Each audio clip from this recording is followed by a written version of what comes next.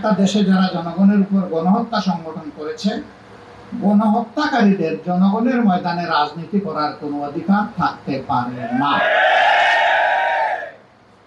রাজনীতি করবে তারা যারা মানুষের কল্যাণে নিবেদিত হবে, দেশ এবং রাষ্ট্রকে, জনগণকে যারা ন্যায়, ইনসাফ, শান্তি এবং সমৃদ্ধি উপহার দেবে। রাজনীতি করার অধিকার কেবল তাদের থাকবে, অন্য কারণে।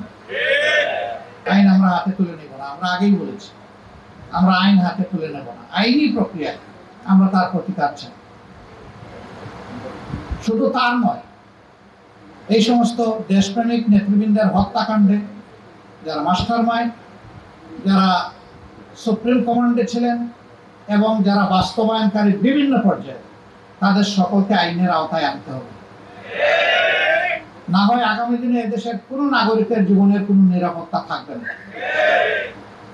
একবার যদি অন্যায় অসত্য আমরা পাশ কাটিয়ে চলে যাই, তাহলে এরকম আল্লাহ না করুন এই বাংলার জমিনে আর যদি কোনো জালিমের কখনো জন্ম হয়, সে একই রাস্তা করবে। আজ আমাদের ক্ষতি করেছে, কাল আরেকজনের ক্ষতি করবে। যারই ক্ষতি করুক তারা এই দেশের মানুষ। এই জন্য আমরা চাই যে তারও বিচার হোক।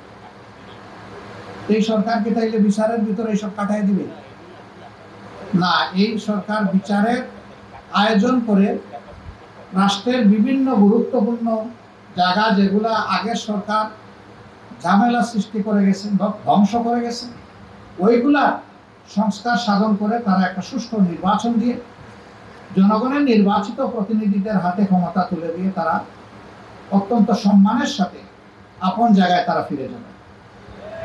এটি হচ্ছে এই জাতির দাবি। এই জন্য আমরা বলছি যে এই সরকারকে গুরুত্বপূর্ণ কিছু বিষয়ে সংস্কার করতে হবে। এই সংস্কারের একটা রোড ম্যাপ ঘোষণা করতে হবে।